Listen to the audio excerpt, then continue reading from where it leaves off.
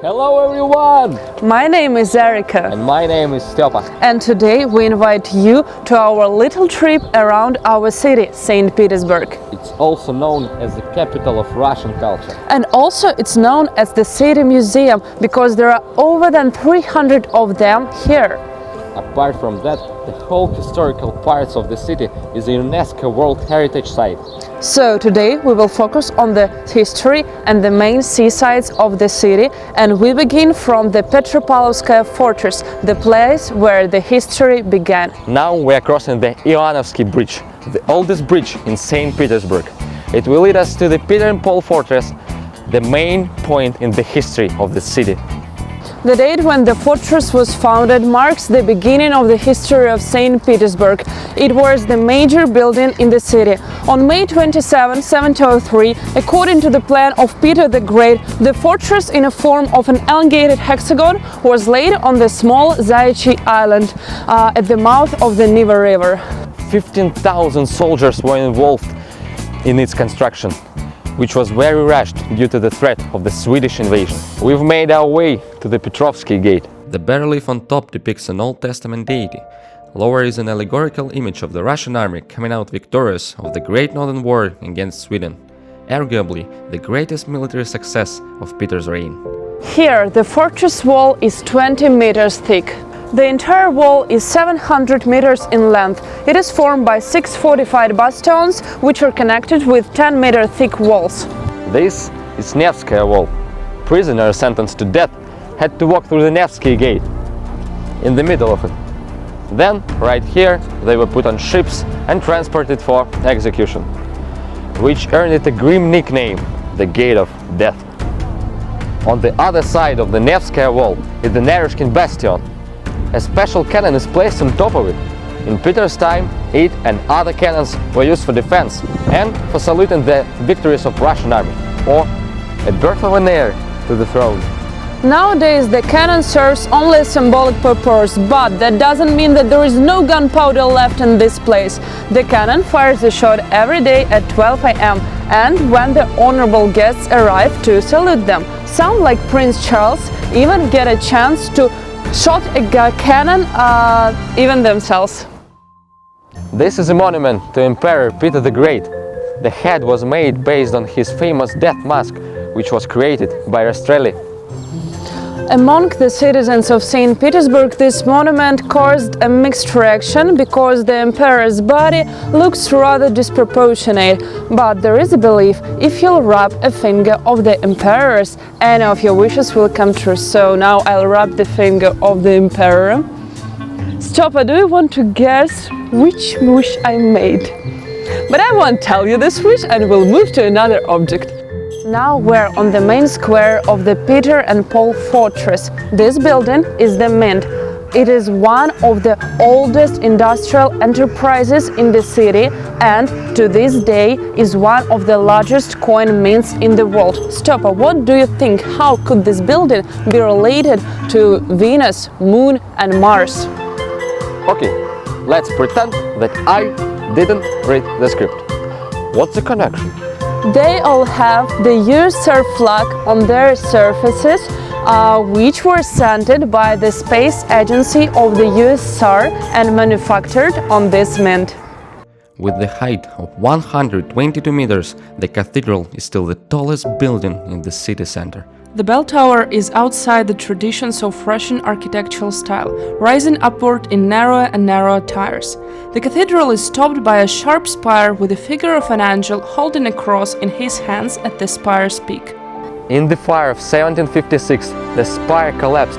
The bell tower had to be rebuilt almost from ground up, which took, just listen, 20 years. The Peter and Paul Cathedral is a unique example of Baroque in Russian architecture.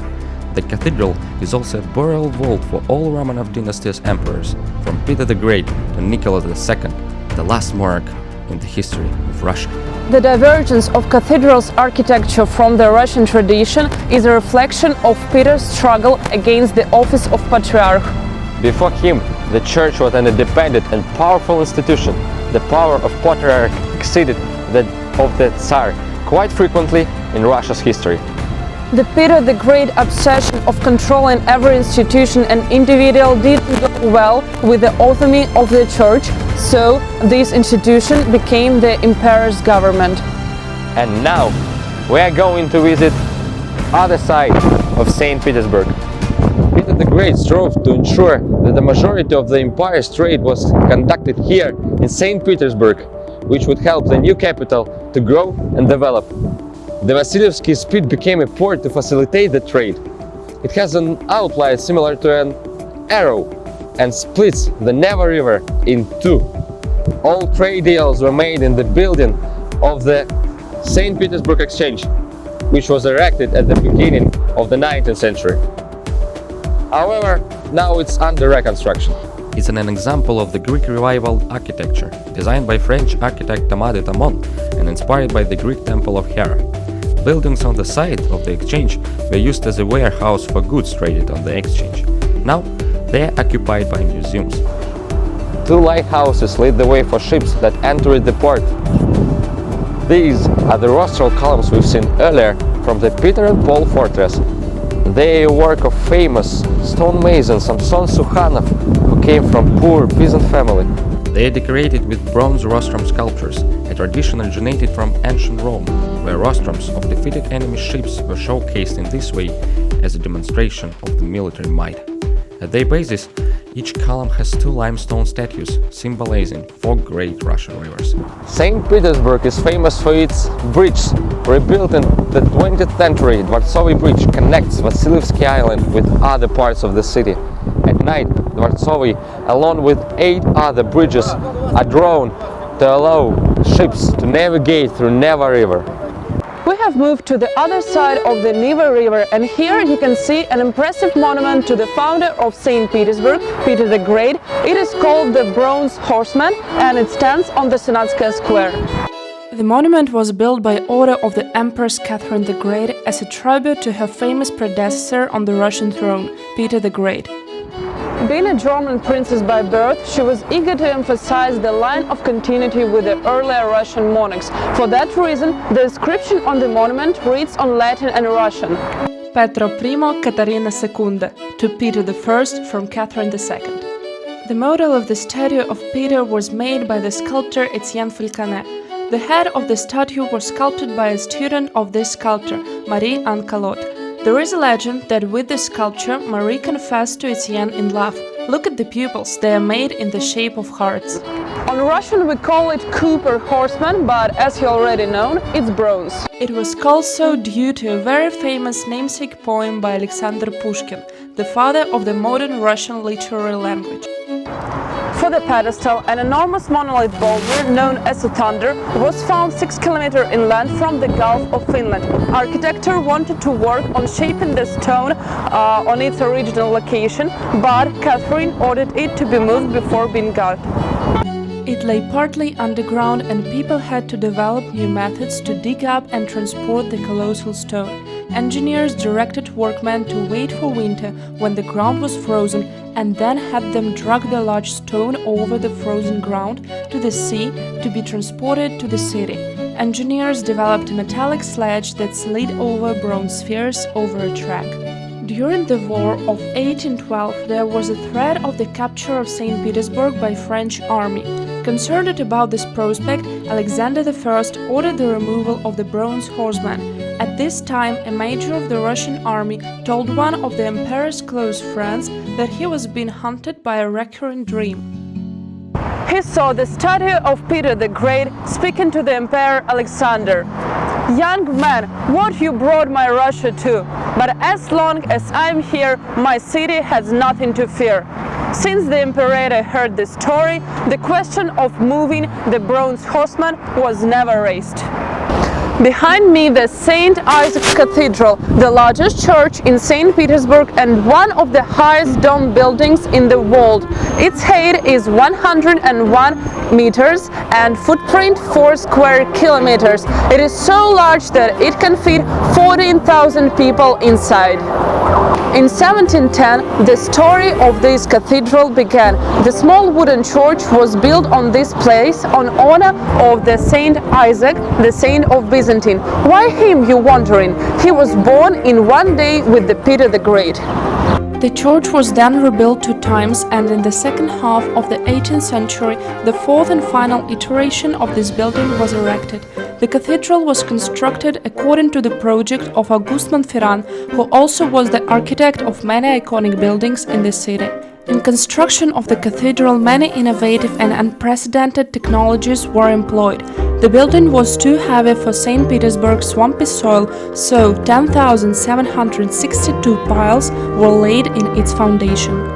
As it took 5 years to lay the piles, the town people started joking about it. They will never stop hammering those in until we get the letter from New York saying, "You've ruined the pavement." The construction of the cathedral went on for 40 years. The base is lined with granite and the walls with gray marble blocks about 40 centimeters thick. 112 columns outside of the cathedral weigh about 64 tons each. On its 4 sides, the cathedral is framed by an 8 iconic portic decorated with statues and bas-reliefs. The gigantic dome of the cathedral has a diameter of 26 meters. It is assembled from metal structures and covered with copper gilded sheets. 100 kilograms of gold were used in gilding. On the balustrade of the dome are 24 sculptures of angels and archangels. The statues placed at the corners and tops of the pediments represent the 12 apostles. They are topped by statues of evangelists. The Saint Isaac's Cathedral was built as a personal church for the members of the Romanov dynasty. Its interiors were designed and created under close supervision of the Emperor of Russia, Nicholas I himself. The biblical plots depicted on the inside of the cathedral were created by 22 painters. The legitimacy and authority of the most governments in Russian history were reinforced by its connection with religion and church. The Tsar and later the Imperator were viewed as the God's representative on earth. That is why the interior of cathedral aimed to underlie the unity of heavenly and earthly power. The iconostasis is the wall of icons and religious paintings separating the nave from the sanctuary. It's central part of any Orthodox church. It is made in form of triumphal arch made from Italian white marble with 10-meter malachite columns positioned on each side of the gate. In the opening of the main altars, a stained glass window is installed with the image of the risen Christ, the first stained glass application in the history of Russian churches. In 1851, an ambitious undertaking of replacing the painted artworks with their more durable mosaic copies had begun. It continued until 1917. Multiple generations of mosaists worked on this project until it was interrupted and ended by the Communist Revolution. Since 1858, Saint Isaac was the main cathedral of Saint Petersburg and the Russian Empire for 70 years. In the Second World War, it was badly damaged by the bombings, restored after and opened as a museum and a church for the public in 1990. We are standing at the center of the main St. Petersburg Street, Nevsky Prospect, and this is the Kazan Cathedral. Is a cathedral of Russian Orthodox Church. Some art historians assert that Emperor Paul intended to build a similar church on the other side of Nevsky Prospect that would mirror the Kazan Cathedral, but such plans failed to materialize. Outside, the church is lined with a pewter stone. On the main facade, statues of angels. The northern facade is decorated with 4 bronze sculptures: Prince Vladimir, John the Baptist, Andrei I Colt, and Alexander Nevsky, whose shield is supported by a sword with a lion, a symbol of Sweden. There is also a bas-relief depicting scenes from the life of the Mother of God. Cathedral's interior, with its numerous columns, echoes the exterior colonnade and reminds a palatial hall being 69 meters in length and 62 meters in height. The interior features the numerous sculptures and icons created by the best Russian artists of the day. After Napoleon invaded Russia in 1812 and Commander-in-Chief General Mikhail Kutuzov asked Our Lady of Kazan for help, The church purpose altered. After the war, Russians see the cathedral primarily as a memorial to their victory over Napoleon. Kutuzov himself was interred there in 1813. At the beginning of the 18th century, this place was just a meadow overgrown with thick grass.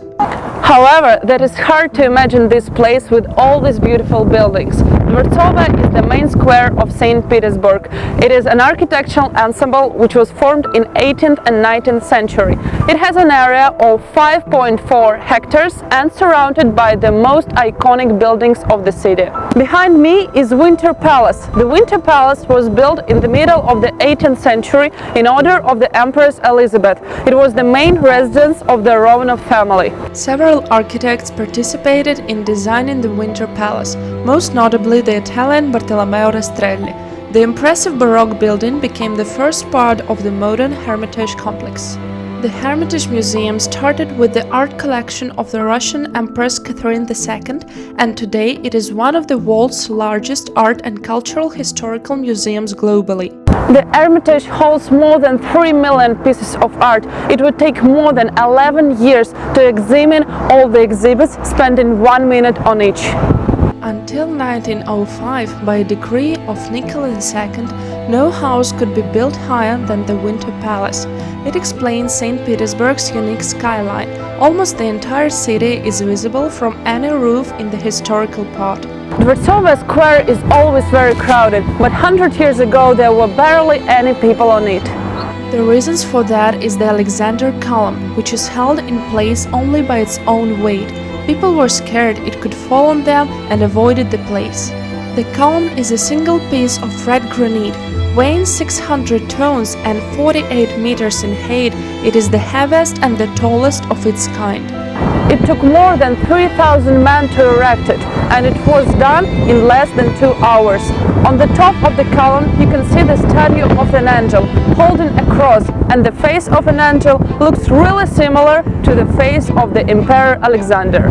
Let's move to the other side of square. The General Staff building was built by an architect Rossi between 1820 and 1830. Now it houses a part of the Hermitage paintings collection, featuring a wide range of European and Russian artists, including Van Gogh, Picasso, Repin, and many others.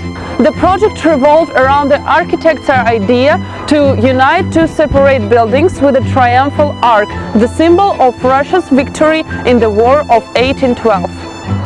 The arch forms a symmetrical arch with the central part of the Winter Palace. Interesting fact, on July 20, 1924, the square was used as a chessboard for a game between the Army Blacks and Navy Whites. The 1st of March in 1881, on the embankment of Yekaterinsky Canal, a bomb went off under the carriage of Emperor Alexander II. Alexander took the throne in 1855 and inherited the Russian Empire in a state of hardship in the aftermath of the disastrous Crimean War. The 1st of March 1881 was the 8th attempt on Alexander II's life. Successful this time.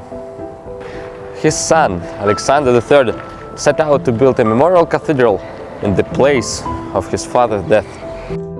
It was equipped with the most sophisticated technologies at the time: electric lighting, heating, and ventilation.